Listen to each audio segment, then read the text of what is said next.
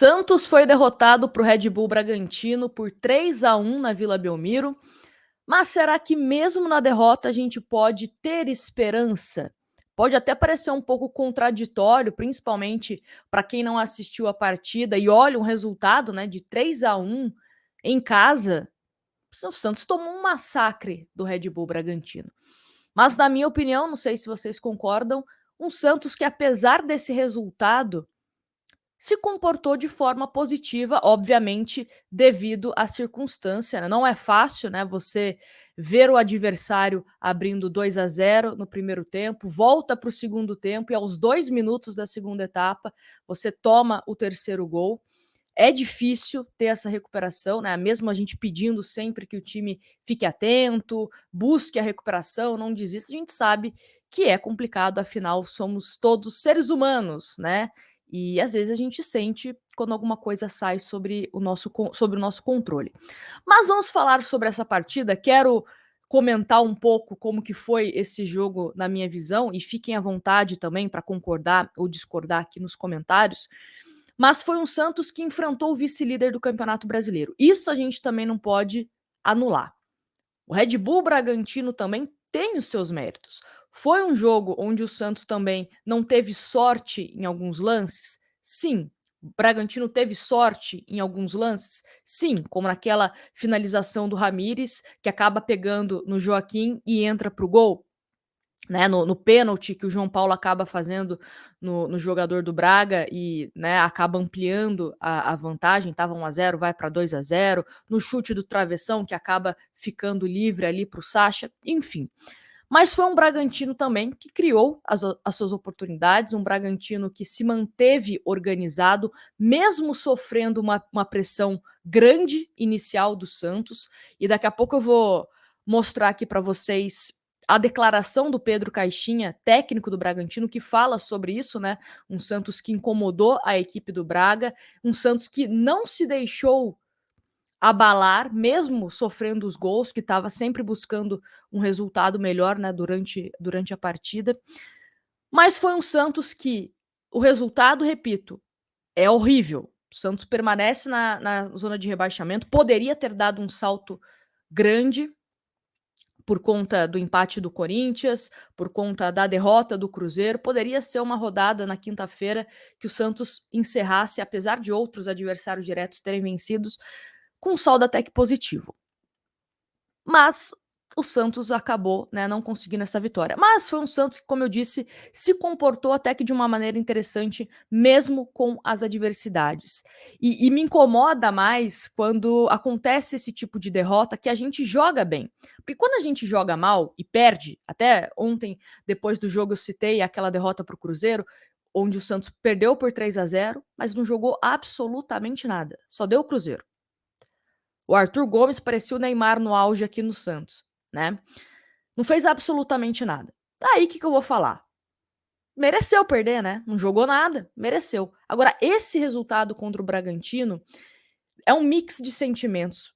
Primeira frustração, porque o Santos vinha de 3 vitórias e poderia, com a quarta vitória, né, se afastar da zona de rebaixamento, começar a pensar em Sul-Americana, e não aconteceu.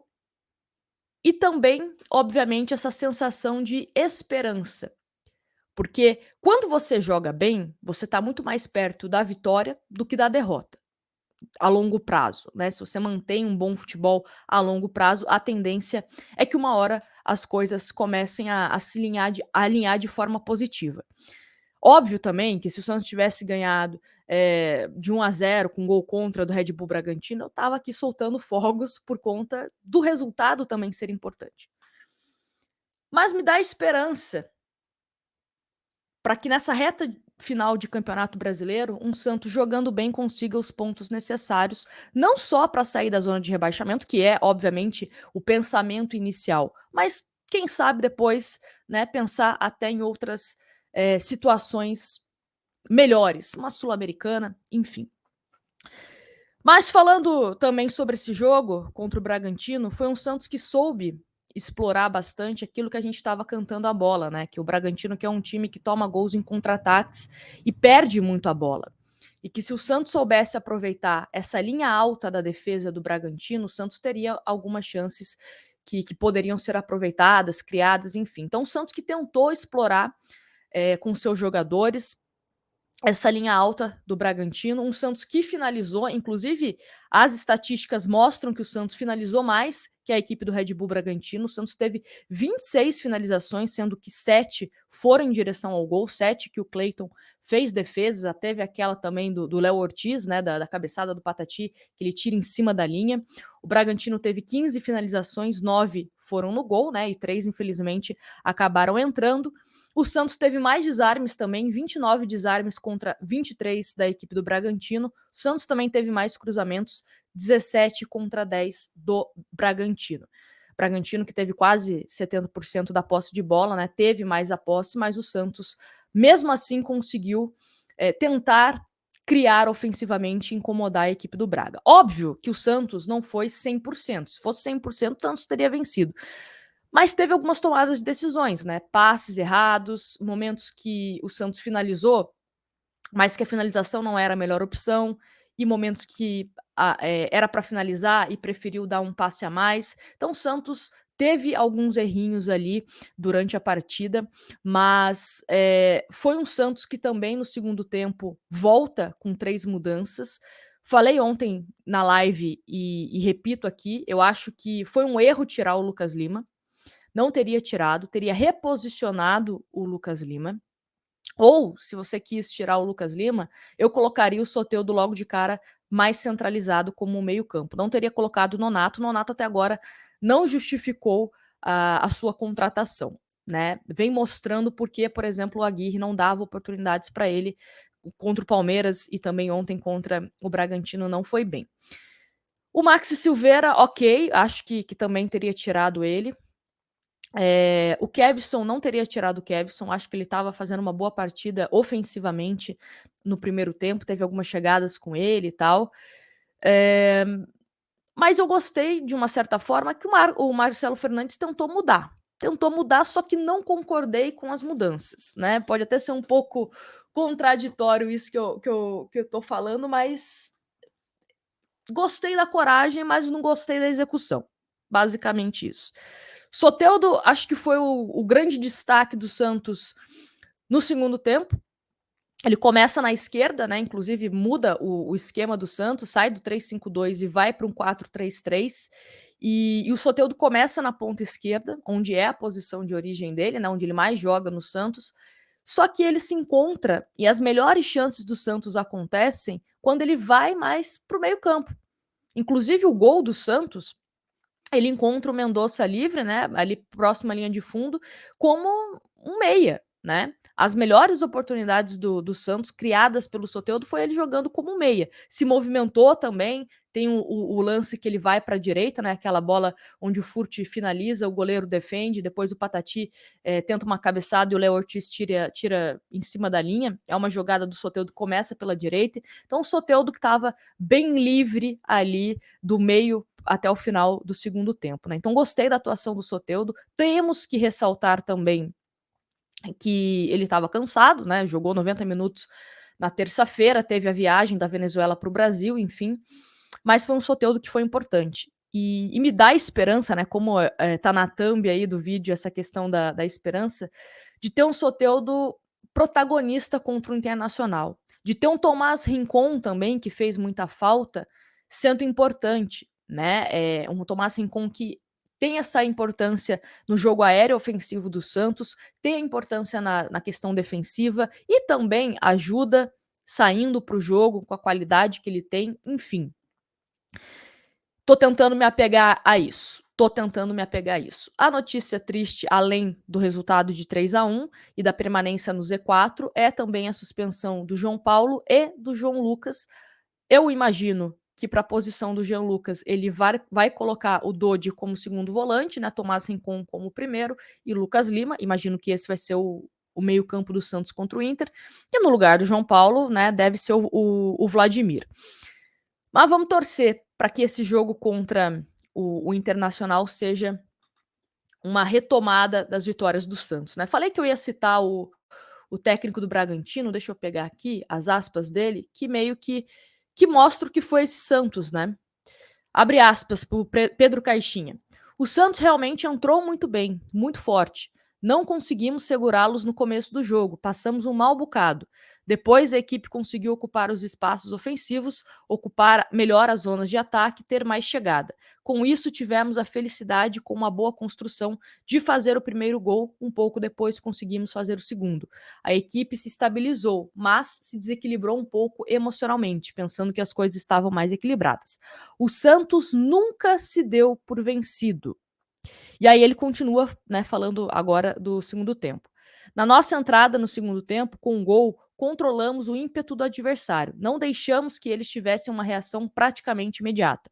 Fez com que ganhássemos esse jogo. Depois relaxamos um pouco, perdemos bolas fáceis, não fizemos tantas coisas de maneiras corretas. Isso fez o Santos sempre acreditar que poderia chegar. De qualquer maneira, o grupo está de parabéns. E eu acho que foi isso, né? Tivemos, assim, sim, apagões do Santos, né? Depois que o Santos toma o segundo gol, o Santos não finaliza tanto, não chega tanto. Depois que o Santos toma o terceiro gol, um outro apagão.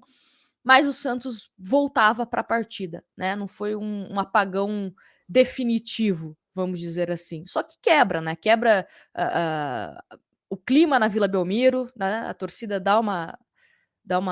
fica triste, os jogadores também falam, putz, né? Tomamos mais um gol. Mas eu acho que foi um Santos diferente do primeiro turno. Um Santos diferente, que mesmo com as adversidades tentou reagir. Só que hoje não, né? Na última quinta-feira a sorte não estava do nosso lado. Falar sobre a questão dos pênaltis, e quero saber a opinião de vocês, porque eu não tô vendo unanimidade nas opiniões, e eu queria muito saber a opinião de você. Acho que o Marcos Leonardo, o lance do Marcos Leonardo, que ele é agarrado, foi pênalti, tanto por cima como por baixo, ele é agarrado, né? E também há um pisão no Marcos Leonardo naquele lance. O VAR deveria ter chamado o Klaus para olhar o lance, mas o VAR sequer faz isso. Então, né, não sei se o VAR não analisou, passou batido, achou que não foi nada, mas eu acho que pelo menos o Klaus deveria ter sido chamado para dar a opinião dele, né? Acontece às vezes de passar alguma coisa, mas o VAR tá ali para isso, né? Acho que foi pênalti, teria marcado. A questão do Lucas Braga, o ângulo que eu vi da transmissão, não me parece que o Lucas Braga foi atingido. Não me parece. E se foi atingido, eu vi o pessoal falando, o biquinho da chuteira do Lucas Braga é atingido. Não sei se ele sente aquele toque e acaba se jogando. A gente sabe que o Lucas Braga tem essa mania. E por isso que a gente fala, né? Jogador às vezes fica marcado por se jogar e quando a gente meio que não tem tanta credibilidade, não passa tanta credibilidade. Mas eu confesso para vocês que eu não teria marcado o pênalti em cima do Lucas Braga. Nájila, tá? Não tô falando que eu sou dona da razão, apenas a minha opinião. O lance do pênalti do Bragantino, o ângulo também, né, que a câmera mostra o João Paulo de costas, não dá para ver 100%, pelo menos a imagem que eu vi, que o João Paulo dá um rapa no jogador do Bragantino, né? Não sei se o jogador do Bragantino se joga ao ver o João Paulo se aproximando. Não tive 100% de certeza que foi pênalti.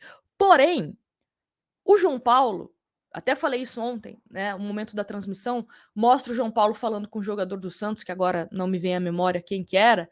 O João Paulo meio que falando assim, pegou. Então, se o João Paulo falou isso, que pegou, né? Vou acreditar no João Paulo que pegou. Mas é isso. Acho que teve também aquele lance do Silveira, né, que ele acaba tomando um pisão. Então acho que tivemos alguns errinhos ali de arbitragem, mas sinceramente não vou usar isso de argumento de ai, perdemos por conta disso. Não, não.